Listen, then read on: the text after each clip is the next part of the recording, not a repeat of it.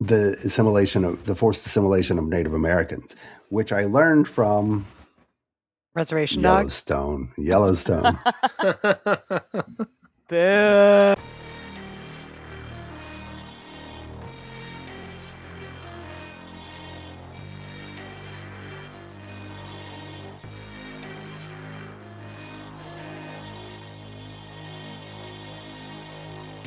Anyway. All right, let's get the show on the road. Let's just jump into it. Not talk about anything. Yeah, are we not going to put anything? Just okay. All right. Let's see what happens. See what happens. That's Dustin's favorite way to go. Maybe that's what we put on the new mugs. That's just how it was conceived. Dustin. Welcome to another episode of Podjiba, the Podjiba television podcast. I'm Podjiba comedy editor Dan Hamamura. With me, as always, are Podjiba managing editor Tori Preston. Hello, Dan. Hello, Tori. And I didn't even look at his name. He is the Dustin Rolls of Dustin's Rolls. Dustin Rolls. I didn't have it in me to make up a name tonight. I tried, and my brain wouldn't think of anything. He's what the folks back in Arkansas call a true Razorback. Yes. They don't try. He's what they call a Walmart stan. No. He went to Walmart number 1 and had a positive experience. I went to Walmart number 1. It's very big. It's because it's a super Walmart now. I think I've been to the Walmart number 1. Really? The one in Rogers? No, I haven't been there. I worked at one near there for 4 fucking years. What department? Or were you like floating? I was a cashier. Oh, okay. I did overnight stock boy for 2 nights. And I was like, nope. It was absolutely miserable. Was it 24 hours? Uh-huh. Were you on like a weird shift? Centers. It was really like 10 to 6. I thought what I would do is it was in college. I'd set up my schedule. I'd have only Tuesday, Thursday classes, and my Tuesday, Thursday classes went from like 8 to 6. Yeah. Because it was like those long classes. And then I would like work overnight and sleep the next day, and it would be perfect, but it was absolutely miserable. Yeah, that sounds awful.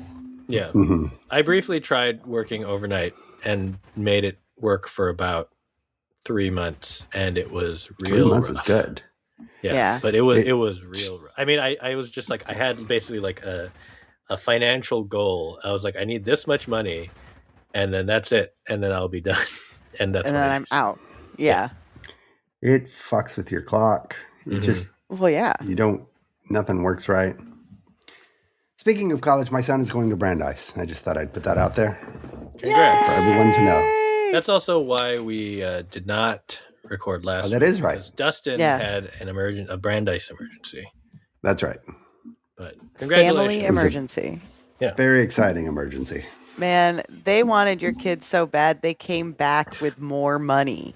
Yes. That's after insane. The enrollment date. Yeah, after. They were like, oh, you're not coming here? What if we gave you more money? Also, if you happen to hear ads in this podcast, it's not because of Dustin's new expenses. I'm kidding. We can't monetize this. We will get no money. No. We're going to owe money for them when we run ads. Yeah. So. But we should be sponsored by alcohol because we do hype up whatever we're drinking. Like whatever Tori's drinking tonight. I don't know what it is. But canned cocktail, rum Mai Tai, Dogfish Head cocktails. We've gotten really boring with our drinks. It's just, we found what we liked. You get a box, and you go through the box, and then you're like, what am I going to do? I did try something new, and I was going to have it for the podcast, but then it was too nice a weekend, and I ended up having it with friends. But Trader Joe's had, my real friends. No. Trader Joe's had this, it was like a wine cocktail. So it was like a sparkling white wine, but it was mixed with passion fruit and guava juice. Oh. It was in a bottle, and it was like $5.99. And I was like, that's probably terrible, but like, I got to try it because like it sounds delicious. And it was, and I bought it, chilled it, and it was real tasty.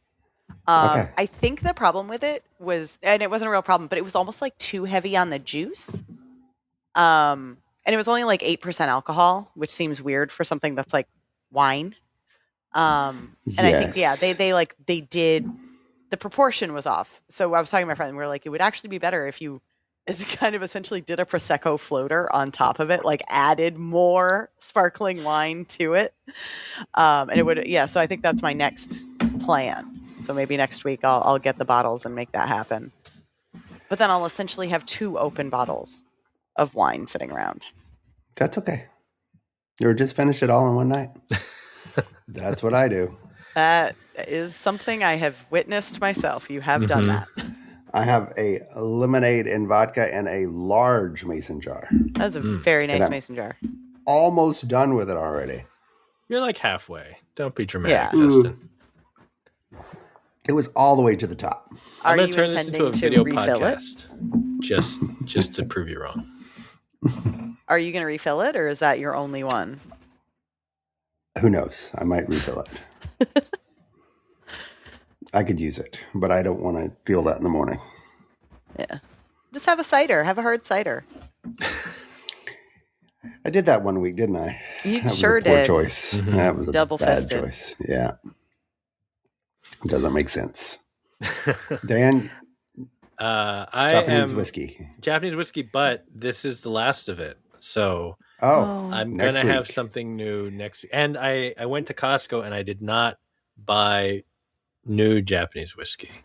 So why? Oh, because I was thinking about it, but then I realized I am going to Japan in a month, and the same bottle that I would buy there, which is not like the super fancy stuff, right? I could get there for like a fifth of the price. Yeah. So I mean, I was planning on bringing back a little bit anyway, like not enough to get in trouble with customs, but enough to have something nice. So yeah. So I'm just gonna hold off for a month and buy something else. I don't know. It's also getting warm. Like when it gets warm, it's better for beer or something like that. Yeah. Something chilled. But wait, it's gonna get really hot here tomorrow. Does that mean it was really hot there today, Tori? Yes. It was very hot. We actually had a crazy. The weather was insane. It was like in the 50s and raining this morning, and then by the end of the day, it was sunny and 80. Yeah. So like nobody knew what to wear. It was like, but the best part was it had one of those. When you look at your weather app and there's like a severe weather advisory or alert or warning or something, right? And I'm like, what? Is there a storm coming? Like, what the hell? So I open it up and it's just. Essentially, the conditions are going to be very hot later, hot and humid. But this is a reminder that the lakes and streams are still like, it's still like snow runoff. It's still like 30 degrees. The water is like in the 30s. It is a hypothermia risk. Don't think that you can just go jump in a lake and stay there because it's hot out.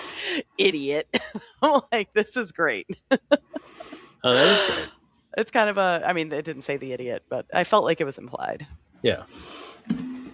I think we're looking at 87 tomorrow, which is unfathomable. Same here. Maine. But then there's another cold front coming in a few days. Thank God. Really? I'm not ready for 80s. No. It's also hard because this is perfect time of year. You get the nice 60s. That's where you want it. Also, I don't know if you guys, but we've had a lot of rain. So when it gets that warm, it's so humid. Because it's like everything's muddy and wet. Mm-hmm. And so it's just evaporating that into your face. Unpleasant. Yeah. And the black flies are out. All the bugs are coming back. We don't have those. No. We live near the ocean, so we don't have black flies. And black flies are the worst. Yeah. Cannot imagine anything worse. I've been in New Hampshire during black fly season, and it's just miserable. PJ came back from daycare and has like red, like they look like blood blisters on his face. I'm assuming from the black flies. Awful. I assume they don't have black flies in California either, near the ocean. I don't know that we have black flies at all. Yeah. Good. Because I don't really know what awful. That is. But it sounds gross. It is. I mean, everything's gross. Ticks, mosquitoes, everything. That's true. It's all... It really is sad living in a beautiful place and being like, but there is a part of me that just does not want to go outdoors. You know who else feels like that? The contestants of Survivor. Oh my God. Speaking of sad or disappointing or whatever, I don't know. Dan is right about Survivor again.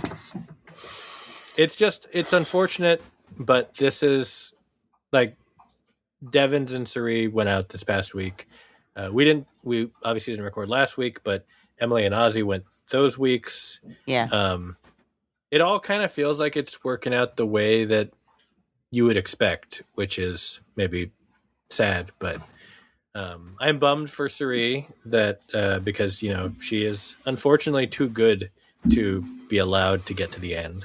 So they made the right move. But Dustin, gotta say, the edit is looking pretty good for Aubrey. Yeah, it's really wild. This looks like it could be Aubrey winning all of a sudden, and it's amazing because like her at the beginning of the game for like the first half. And I don't know that and obviously the edit comes into it, but it was like everything you saw from her, every like confessional or whatever, she just seemed like miserable, didn't want to be there, didn't like it was like checked out, like. And now she's just coming back strong. The edits have been weird this time. I don't know. Like Joe has nothing. Is that Joe weird is like for a Joe, though? No. Well, I think given how much he was built up in his season and seeing him just kind of become this non-entity. But he was built up as like. But he was built up as like the like Eva's support kind of. Yeah.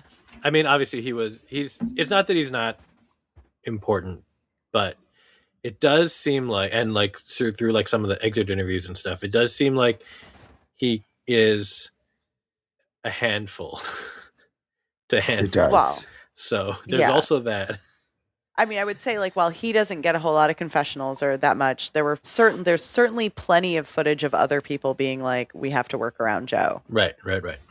Like that's pleasant. And it feels like he's not only physically capable of getting in the end, but like everyone wants to drag him to the end because they know he can't win. Because nobody likes him. Yeah. No one likes him. And same with Rizzo. Also, well, I think is Rizzo actually like good at this game?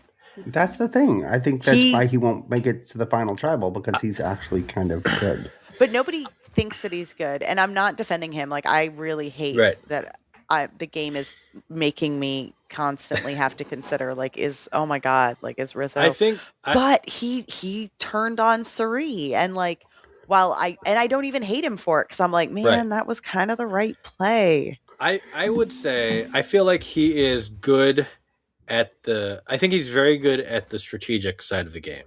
I think the thing that is going to hold him back until look, if he will probably be back if they have another returnee season, because I'm sure Jeff loves him. And he is fun to watch despite everything. But the thing that he does not seem to have a strong enough social game. And I think that that's the thing that he will need to work on to come, because again, this is all, some of this is like scuttlebutt from like exit interviews. Some of it is just through edit, but it genuinely seems like people think he's annoying, and they don't, they don't like him enough to vote for him despite whatever game deficiencies or however final tribal goes. Yeah. So I think that he's very smart and he's good strategically, but I think that he's going to have to learn how to play that side of the game. if he wants to win. Like he's good enough to get to final tribal. I don't think he's good enough to win. No, I mean, I don't think this is going to turn into a Rizzo wins thing. That would be hilarious and terrible. I think he loses in fire. I could probably the most likely, but they kick Tiffany first because she's clearly the best among the 5 now. And the most likable. Mm-hmm. Yeah. She's the biggest threat to Aubrey, I think. She is, because she's like a challenge beast who has not offended anyone. Like everyone seems to genuinely like her. Yeah. And recognize that she's a threat. Mm-hmm. And I think Aubrey just hasn't done enough. Except Aubrey maneuvered the game. She can claim, I mean, looking ahead, she can claim Suri. She can claim a lot of like the mid merge game. Yeah. And whether, I mean, I don't think she necessarily intended for this to happen, but the way the jury shook out, the jury is almost all old school, and she is the last old school player standing. So Aubrey, I think takes it. Yeah. I will say I am impressed with Jonathan's game this time. I am too. Yeah. He's played much better, even though they've had like the Suri confessional this past week where she's kind of like, yeah, you can manipulate Jonathan. That was amazing. But the fact that like he has played a much better game, at least, again, who knows how edit works between this and his last season, but he's been he's made based through the edit, they have shown him making much better moves, besides just being, physically capable. I think if we had a different jury, he could win. Yeah, possibly. But not with this jury. I think he would have a shot, but like his game, feel like I think his game is. They're going to go with. Yeah, I think they're going to go with like the sentimental favorite, which has to be Aubrey because this is her 4th time and 5th time. 5th time. Oh Jesus! Why? I am not familiar enough with Aubrey to understand why you would keep bringing her back. Not that I think she's bad. I think she's okay. She's the boring Suri. She's very good at playing the middle. The thing that I also don't know her game as well, because I've only seen I don't think I've ever seen a full season that she played on. Oh, you know what? Sorry, this is her 4th time, not 5th time. But okay, I've never seen a full season that she was on. I think.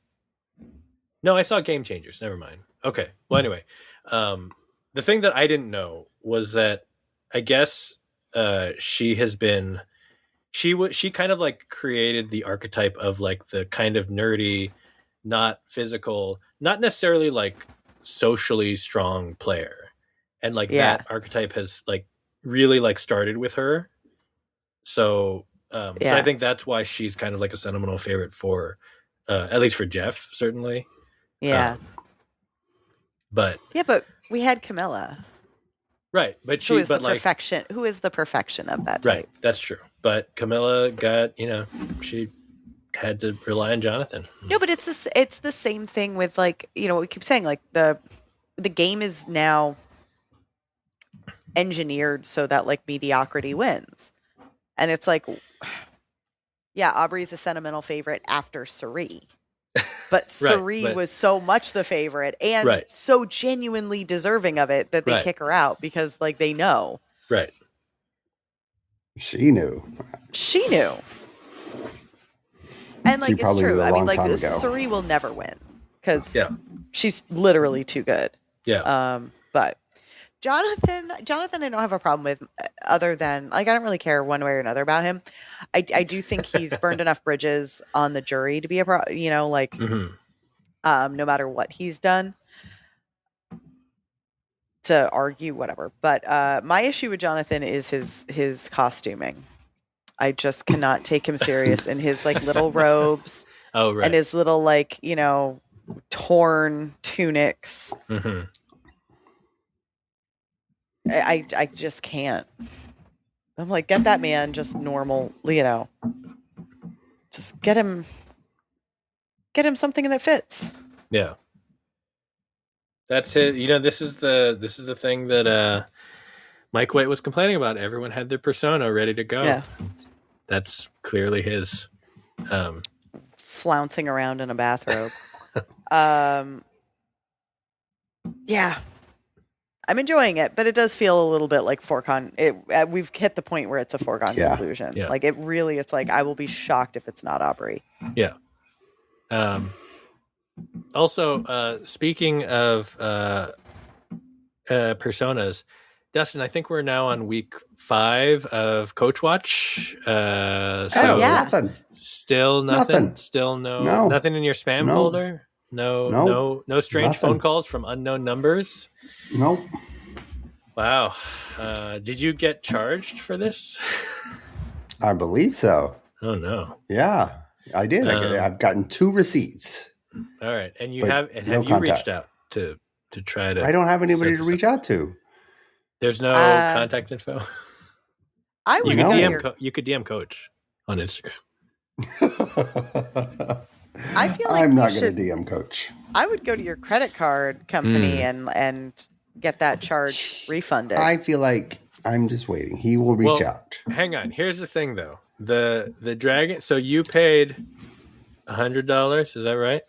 $200. Okay. So I just went to the website just to see. The price went up to $400. So it's actually appreciated in value. Wow. Since the time. It's now sold out, but the price went up. So I'm just saying you now have an appreciating asset, Dustin. Doubled. Maybe I should sell it. You could. Wait, what do you mean you got 2 receipts? Did they charge you the additional $200? No. They sent me a receipt. Even better. Let me look at this. Dustin, there is a contact thing on the website, so you could fill that out and just be like, "Hey, I really would like to get my name." It's no longer. It was going to be a joke for someone else as a bit, but now I want the name. Oh, the second receipt wasn't a receipt. It said your order is on the way. And that was May 4th. So they're taking 3 time. Yep. I mean, like, it takes a long time. It's 200 people, 200 sure. 200 unique names. He's got to really, work on it. He's got to do his little haiku mantra. The website has changed some more. There's more content there. So he is working on his business with AI. Does he have more sticks? I don't. Oh, maybe. But hang on. The front page now says among his intro, blah blah blah. He's played 4 seasons of Survivor, 112 days played, and Dragon Slain Infinite. Are there infinite dragons? Well, not anymore. No. He's slayed them all. But you literally can't slay them all. Wait. Hang on. Oh no, Dustin. The tribe, built on a code open to anyone willing to live by it. I'm so sorry that I am taking up so much of our time with this, but this is fascinating. The tribe began past tense with 200 conversations. 200 people sat with Coach for 15 minutes and walked away with a name forged for who they are. So, Dustin, you already had your conversation, clearly. That cohort became the founding 200. The tribe is everyone choosing to live by the same code now. So, okay, maybe I do need to reach out. Yeah, you've obviously better. Yeah, you've obviously already had your meeting somehow. Son of a bitch. Is he trying a Substack? It looks like, or a Patreon-y thing. Anyway, whatever. The point is, congratulations, Dustin, on being scammed. Dustin, congratulations on being part of the tribe. You are one of the founding 200. I can't believe you didn't tell us that you've already had. I mean, it says it right there on the website. Yeah. So, wait, what else is in his? Wait, wasn't there that fake review on the page that was clearly for something that was not Coach related? Yes. So is there not a functionality where you can post a review being like, I haven't received my name yet? I mean, you probably could. Why is this? That's weird. Hang on. Let me go back to the nickname Zoom. 200 people, blah, blah, blah, sold out, blah, blah, blah. Shipping and returns. Free shipping on orders over $75. The comments thing is gone, so he removed that. Yeah, so I can't. Because there are probably 200 people going like, I don't have a name yet. That's true. I will just show you in Slack. It says view your order, and this is what I get when I click on it. Another receipt. Another receipt. Confirmed. No, but it says complete as of May 4th. Yeah. So you already had your conversation. It's complete. Yeah. Congratulations. Okay. I think you'd better get in touch, Dustin. You should probably get in touch. Yeah. Although if you, this does explain why there was, at one point, I think because I had gone to this page so many times to read it, I got an email from the page from Shopify saying this item that you've been looking at is back in stock, and there was one of the naming ceremonies, so someone had clearly probably done a chargeback or returned it or something. And it was not 400, but it was more than 200. So the price went up again. Yeah, Dustin. I mean, you could reach out, or you can just do a chargeback. Get your credit card to get your money back. I'm going to reach out. I think you should reach out. Because I think it's important for Seth to talk to Coach. Look, you can get. There's the website. You can slide into those DMs. Yeah, not in a weird way, or in an extra weird way. Yeah, just look. You want Maybe your I name, should give Dustin. him a name. Oh, you could. Scam artist. Dustin, he's a hardworking entrepreneur. There's gonna be just call him Snake Oil.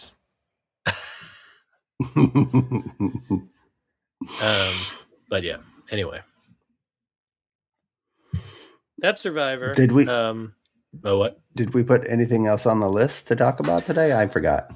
I put Rooster, which also ended last week because we didn't get to talk about it. We hadn't talked about it a bunch, or we hadn't talked about it in a few weeks. I remain convinced that this would have been a really good movie. But I enjoyed it. I enjoy the show. I enjoy the fact that it's coming back. I enjoy the fact that out of 10 episodes, between the getting him there and getting him out, that's half the season, because 3 episodes are until he decides to stay, and then I feel episodes 9 and 10 are he's about to leave until the last 5 seconds, because obviously he's gonna stay, but you're kind of waiting for him to realize that, we all knew. So half the season is involving Steve Carell either coming or going. Yeah. But that going away party was really nice. I would be so, if somebody threw me a going away party that sincere and lovely, I would be obligated to go. Yeah. I would be no matter how much I want to stay, it's well, now I have to, because I can't make that all meaningless. Right. What do you think about the fact that Dr. Cox, whatever his actual name is, that next season is all going to be about him getting pushed out of his job? That's going to be so sad. Do you think, is he leaving this show as well? Well, I guess I'm assuming that the next season will be that semester, right? It'll be the spring semester. So yes. So he'll at least be on the show through season 2. If he has to go back to Scrubs full time, then that's what will have to happen. I'm assuming the weird thing is that I feel it's less likely for Connie Britton to be there full time than for John C. McGinley to be there full time. Yeah, I think she'll be a guest star, and then the season will be about how to get her out and have him keep his job. Yeah, she'll tank it somehow. She'll sleep with the wrong person. Yeah. Yeah, I don't know. I mean, it's a pleasant show. I enjoy the characters. Yeah. I do like that Phil Dunster managed to completely screw up everything. I thought that was great. Mm-hmm. That was nice. Not It's every hard. show has to be shrinking. It Right. could be like a solid B plus and still be great. I am curious, like, is he going to end up with the Ted Lasso? Like, by season 3, he's like, I mean, a good person. Like, is he going to go through a full arc here? He's already pretty soft. Like, I feel like I don't know that he's going to get that. I don't know. I mean, we'll see. But yeah, I think I'm okay with him being like a weasel the entire time. Yeah. Because he's very good at it. Yeah. I'm also still very impressed with Charlie Clive's American accent because I forget she's British. Oh, most of the time. That is crazy. The one thing that I was surprised by. I mean, it was fine. It's such a minor part of the story, but when she ends up, or sorry, she meaning Annie Mumolo ends up with the hockey coach Scott MacArthur. Was that anything? Did that just sort of happen, or did they like actually telegraph that? They did telegraph it. Oh, okay. I just forgot. No, there was like a random scene at the hockey game. Oh. And you see them talking, and then it's like they show up at the party and they're together. Yeah, okay. So it was not like I didn't need or want more from that, but I was just curious if I'd missed something. So I just missed it. It was quick, but there was like a little bit of a like you see a little moment happening between them, and it's like okay. Is Danielle Deadwyler gonna have time for Rooster since she's also now like the lead in the new X-Files? That's true. And she was also in last night's Euphoria, but it was not a permanent role. No. Well, Euphoria is ending, so it's true. I don't think she can't possibly, because X-Files is going to be like a big commitment. I would imagine X-Files is going to be. My guess is that they will be able to film the next season of Rooster before X-Files is even off the ground. Wait, you don't think X-Files is already filming? Because they've already like cast a lot of people. I don't think they're filming. And usually when they say they're casting people, they're already like... Yeah, they're casting people. You hire people before. But when they do it on network shows, that's usually because it's already filmed and then they announce it afterward. Not for your leads. Yeah. And I think that like the way that well,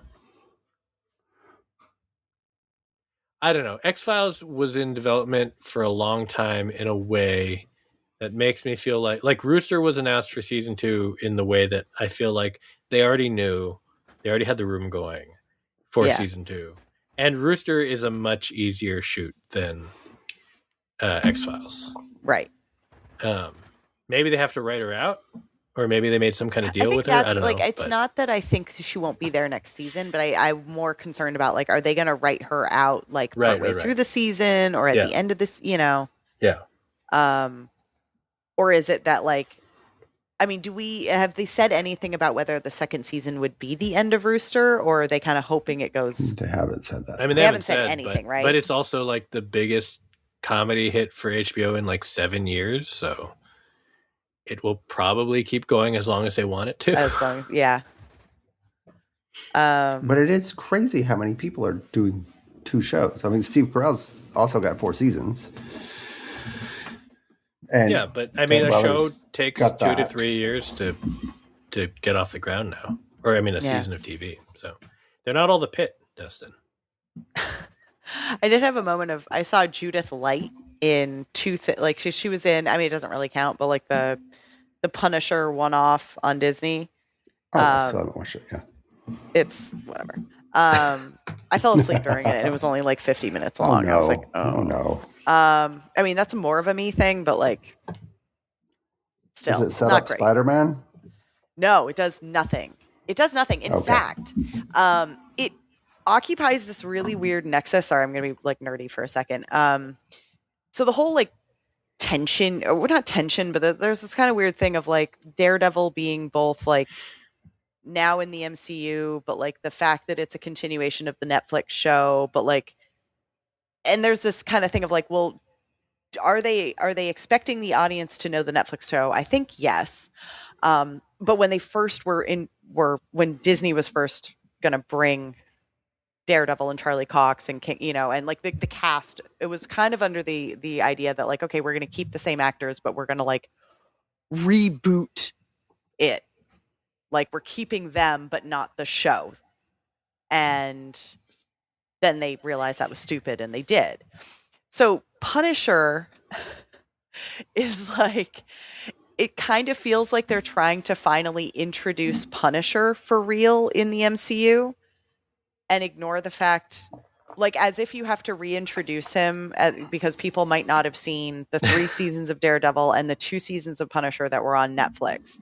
Right. Or not understand the Punisher as the concept. Right. Yeah. You just don't get it. And it literally is like 50 minutes of just trying to get Frank Castle from where he was in Daredevil to like a guy who wears that suit as a vigilante on the street. Which like fine. But the plot of it doesn't make sense if you know that there have been multiple seasons of a Punisher show plus all of the Daredevil show, right? Because it's, that he has this whole backstory where like the mafia killed his family. And so the plot of the Punisher show is like, it finds him really depressed because he took revenge. He finally killed. And it's essentially like the explanation of why he wasn't in Daredevil Born Again season 2, like, right? It's like, yeah, he escaped Kingpin and he went out and whatever. I guess he finally got around to killing the mafia people who killed his family. He punished them. And now he's really depressed because he's gotten his revenge and he doesn't know what his purpose in life is. And if you're an asshole like me, you're sitting there going, motherfucker, why are you just now getting revenge on the people who killed your family? Why wouldn't you have done that in the 2 seasons of your show or in between seasons of Netflix Daredevil? Like, you have been around as a character for so long. So it continues to kind of expose that like awkward kind of tension between like, are these the same characters from Netflix? Are they not? Like, how tied is all of this? It's right. Like just a little muddled. And if we are supposed to accept that like it's all canon, then it's like, well, then Punisher's really fucking lazy because like he probably should have done that a while ago. I haven't seen it, but in my brain, every time you talk about this Punisher one-off, I keep thinking my brain tries to turn it into the Bear one-off. And I'm just like, do these 2 shows connect somehow? This is how he went from being a chef in Chicago and didn't kill himself, but instead became the Punisher. Became the Punisher, yeah. I like that idea. Well, and so that's okay. So Bernthal had both of those. Yeah. But I was saying like, so Judith Light is in the Punisher one-off, and then she's in Devil in Silver.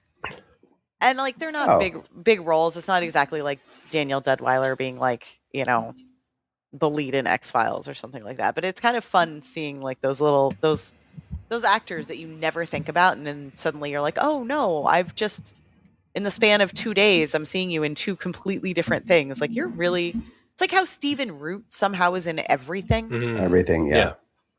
And never like he's in Devil in Silver and in Widow's Day. He is.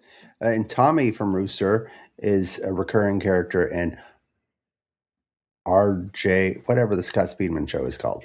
RJ Decker? Yeah. Don't pretend like you don't know, Dustin. I forgot. I do watch it because I love Scott Speedman. It's not a good show, though. I'm behind on like everything else, but I'm caught up on RJ Decker because it's an easy show to watch while you're cooking. And I save for when I'm, I don't know, half asleep. This week's Can we take a minute? Have you seen? I haven't seen it. No. Oh, God damn it, I'm Dustin. too behind. You can tell me. I don't care. Okay, so it finally had like a big horror moment, and it is the most like the stupidest horror moment I've ever seen. Damn it. And it's that thing where I'm like, I'm like delighted that the show just decided to be like real dumb with it scary, but also like if anyone was holding out hope, like, because this show is legitimately scary at times, right? And this was like you really feel like they just knew they needed a big moment, and we're just like, I don't know, man, let's just make it like big giant evil fucking like Cabbage Patch dolls. Like, it's like the dumbest thing. It's like Scarecrow Cabbage Patch dolls? Sort of like children's dolls that have been built to like Scarecrow size, and then they come to life with jagged teeth, and one of them stuffs its like stumpy doll arm down another character's throat, and they're just like they're just going around killing people. It's real dumb. But also, like, you know, was the big murder moment for the episode. And I kind of appreciate a show that just is like, yeah, no, this is ridiculous. This is this is a really dumb idea, and we're going to go for it. I have fallen behind on that. I have fallen behind on, well, I haven't watched The Terror yet. Oh, The Terror, yeah, Devil in Silver. It's good.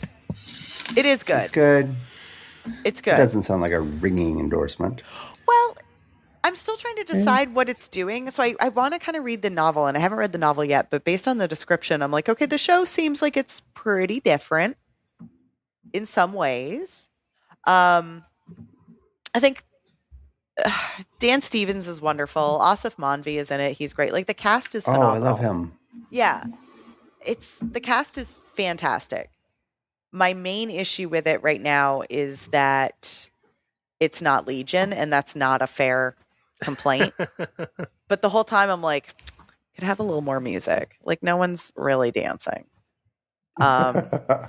which is not fair. But yeah, I mean, it's a guy gets sort of wrongly dumped into this like mental asylum, this like, you know, hospital, and he keeps getting like stuck there. So there's like, it is a little scary, the idea that like somebody who really does not need to be there is essentially keeps getting trapped through no fault of his own. He like his time there keeps getting extended, and he can't get any help and can't get out. And like that on its own, without the supernatural element, is like really unsettling.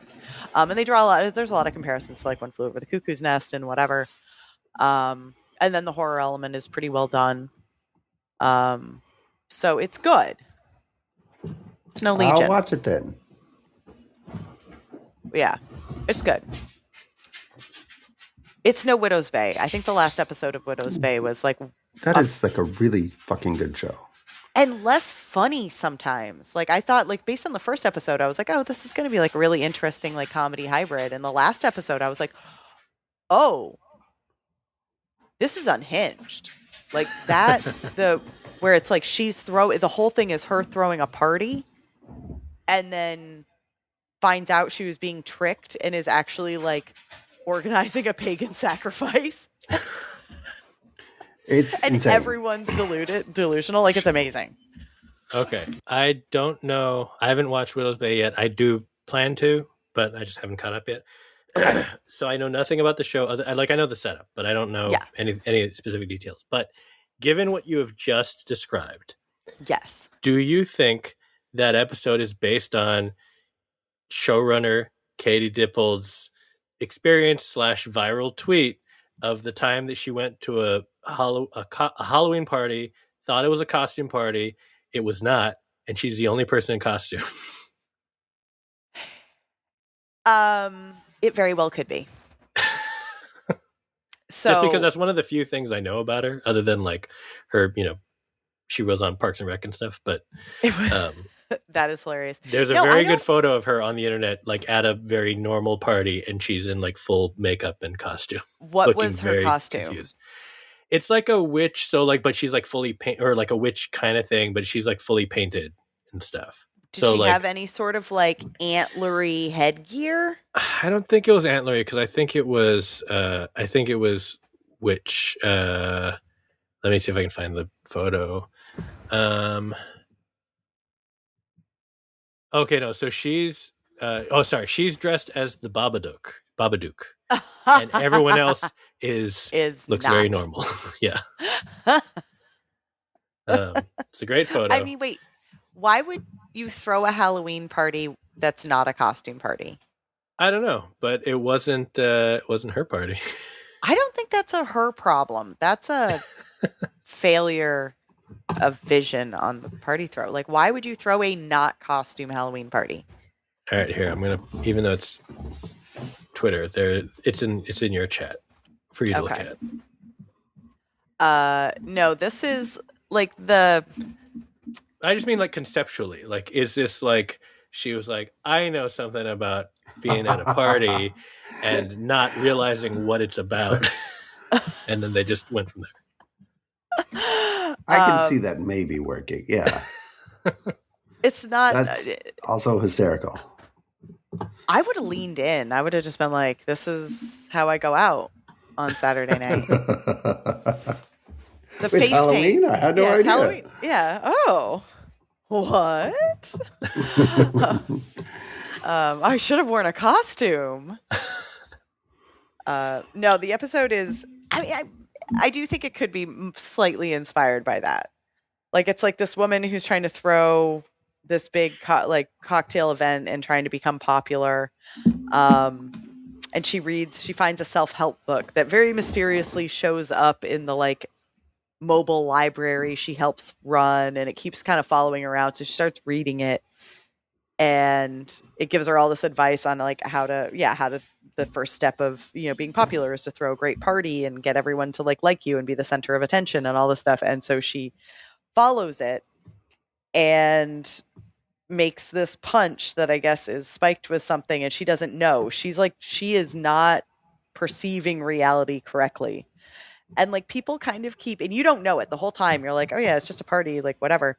And this other characters keep kind of going like, I think you're going a little too far on this. And she's like, oh, you have to support me. And then like, that cuts to like the big reveal where like the party has emptied out. Everyone has had this like psychedelic punch and is leaving. And one of the other characters is like, yeah, what are you doing? Like, you're cutting up dead animals and putting them in the punch. Like, what's going on? And it's like, suddenly she can perceive reality, like once it's pointed out to her, and she like looks in the mirror, and what she thought was like a cute little party crown is this like witch headgear with antlers or sticks or something. And she's like, oh shit, the island is using me to like do a pagan sacrifice. So she has to run out and save these people from like burning at a pyre. It's like,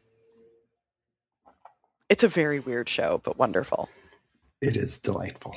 But that was the one, I think, like all the episodes I've been like, this is a good show. And that was the first episode I was like, it was just a great and genuinely unsettling and still funny episode. Mm-hmm. I will check it out at some point. I just need to. Will you? Find it. Yeah, I will. Okay. Look, it's just. You're going to keep. Apple TV Plus, it comes and goes. It comes in like a month at a time and then goes away again. It really does. That's unfortunate. It's so good right now. It's got Widow's Bay, and it's got Margot, and it's got Friends and Neighbors. And Tatiana Maslany's show is going to come out, I think this week, maybe, this or week, next week? Okay. I feel like I should wait until maybe that's out, and then I can just hit them binge all at once. Yeah. But will you? I need stuff for the plane. Mm-hmm. Rivals is back. Oh, that's right. Second season. Did you? I haven't watched it yet. No, I just found out. I knew it was premiering soon, and then in our Pajiba chat, somebody was like, "Has anyone watched it yet?" And I was like, "What?" So they dropped the first 3 episodes a couple days ago, and then they're doing a weekly rollout, and then there's a second back half of the season that's going to drop sometime this year. But I'm so excited. Tori, I'm kind of shocked that you didn't know. I knew it was coming because I kept seeing photos from all the premieres, but I just didn't know the date. Okay. I've been a little busy. That's fair. I'm very excited, though. Rivals. And also, I had to watch, I watched The Good Omens season 3, which is not a season. It's a movie. And that was appropriately disappointing. I don't know what I was expecting. I didn't expect it to be very good because you kind of don't want it to be good because of all the game and stuff. Mm-hmm. And like, I need to look it up because there are 3 credited writers. And I think what happened was I feel like Gaiman had written the whole season, and then when they had to, everything came out about him. I feel like they brought in 2 other writers, and to have them condense what he wrote into a 90-minute episode. And it's like, it's real bad. Mess. It's kind of a mess. It's like too fast, but also just like, it's not great. There's a good ending, I think. Like it has a happy ending, which is nice, sort of. But it just feels like it's ripping off of it. And it's the kind of thing where I'm wondering if it would not feel that way if you saw it play out over like 6 episodes. But when you see it condensed, it feels like the references are really glaring. Like there's moments where you're like, oh, they just did Endgame. Like they just did or Infinity War, right? It's the Thanos snap. Like characters are just getting written out of reality and in a puff of smoke. Or like disintegrating. Or at one point it's very like supernatural, which is maybe not fair because anything that's dealing with like heaven and hell and like is the nature of God or whatever, it's like, kind of feels like late game supernatural anyway, but this felt pretty supernatural. And stuff like that. So yeah, I don't know. It felt weirdly derivative. And then they also make a choice of like, the big deal in season 2 was that, like Tennant and Sheen kissed. And this season, Michael Sheen does like kisses his hand and puts it to it. So it's like even worse. God. It's like you could just not have them kiss rather than doing the finger kiss to the lips. Like just what? It was insulting. Yeah, I deleted it after you talked about it. No, I'm not going to bother. They are still charming. Like the 2 of them are still, it's still like for me, it's like, well, it was 90 more minutes I got to spend with those 2 being adorable. So. I watched Nemesis. Which some people like, but some people don't. And it's not the Star Trek. No, it is like a Heat ripoff. Okay. But with like gang. Well, not really. Like it's a master criminal and a cop, and it's like set in I don't know. It's like mostly black cast sort of Heat, but it's poorly written. But the action scenes are really good. Oh. It's sort of a Gerard Butler-esque kind of thing.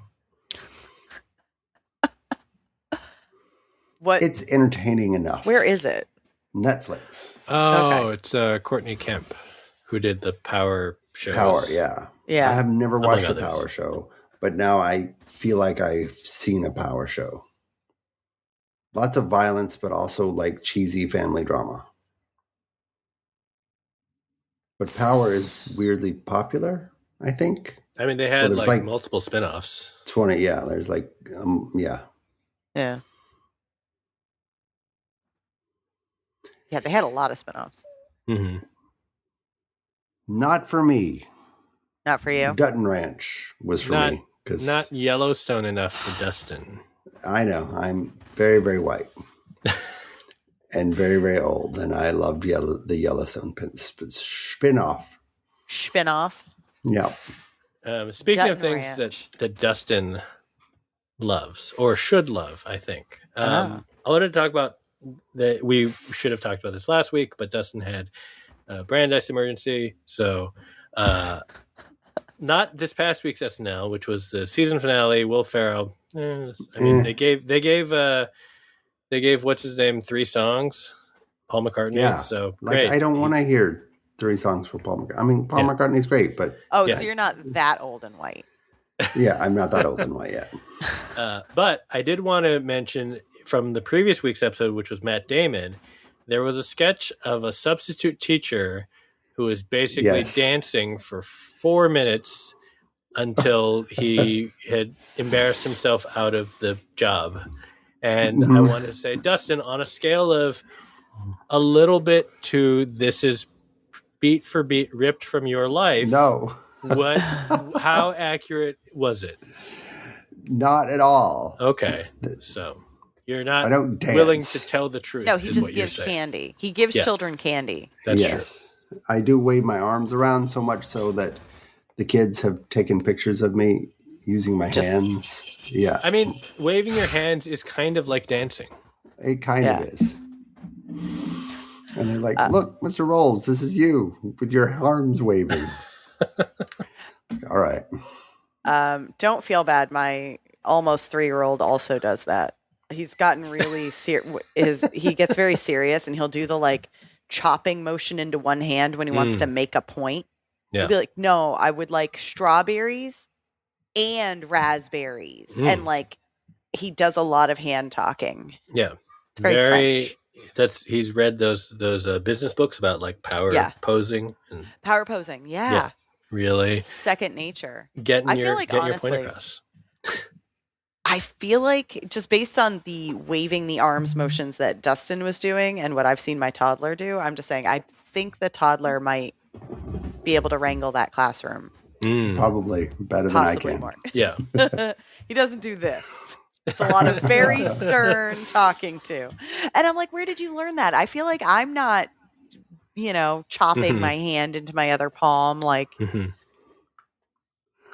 My go-to move is chill, and it doesn't work for some reason. Yeah. Historically, when you tell people to chill, they don't. Yeah. No, never does. What happens if you tell them 6-7 and you do the 6-7 thing? God. Have you considered dancing? No, I might try that tomorrow. It might stupor them I need to into move right submission. Dustin, what if you put your hat on backwards, turn the chair around, sit on it like the cool substitute, and be like, let's just talk. You can call me Dustin. You can call me Dusty. If they call me Dustin, I take them off the snack list. There's a snack list now. As you have to be on the list of snacks that you're going to buy per request, or the list of people you have to be on the snacks? list in order to get snacks. Oh, so it's like you're running a nightclub, basically. Right, kind of. Instead of a VIP room, it's like little baby sacks of Cheetos. I thought it would like save me, but now if you're on the snack list, you feel entitled to like extra snacks. I'm on the snack list. You can't say no. So you've made it worse for yourself? Kind of. It's like, are you feeding fewer people but giving them more? Yes, exactly. So you're actually losing more money. Yes, I am. I feel like once you've received your snack, you should be off the snack list and go you back would think to, so. Yeah. You would think so, but this is your system, though, right? The system is like implemented. You're on the snack list for completing your work. Well, the work is completed. Yeah, and then you received your snack. On the list, Dustin. And then you are no longer. They can get back on the snack list next time. To be fair, like to the kids' credit, I would do exactly what they're doing. I would be like, I am on the list. Right. There was no stipulation that I only got one. Like, until you take me off, I am going to abuse this and get all of the snacks I can. And they do. And then the kids that aren't on the list, they just beg and beg until I finally relent. Because you end up feeding everyone anyway. Yes. So what even is the point of the snack list? This doesn't make any sense. So wait, the snack list was designed so they would finish their work. So now there's no privilege? What is it, like a welfare state? Oh, that's what it is. This is socialism at work. Even if they don't finish their work, they don't contribute. Dustin, you have to teach them. They still get handouts. Pull themselves up by the bootstraps. Or even better, once someone is on the snack list, they sell slices of their snack list privilege to other people, package it all together into one investment. They can buy into it, and they get little bits of snacks over time, but everyone gets paid. Number goes up, everyone gets paid. You see? There have definitely been some people who said, who have taken advantage of the snack list to take a snack and give it to somebody not on the snack list. I clearly need to revise my system. Yeah. Did you not see any of that coming? No. Okay. Right, I feel like it might have worked better when you just gave people snacks at random. Dustin, here's what you do. You find the Try Hard monitor and you deputize the Dwight Schrute of this group. You give them the power to maintain the snack list. They will rule it with an iron fist. Actually, I should. That is true because kids love that shit. Power. Yeah. They love it. And they love ratting on each other. And then you're all going to get called to the Exactly. And they love ratting on each other. So you can also use that if anyone in class turns in a paper with AI,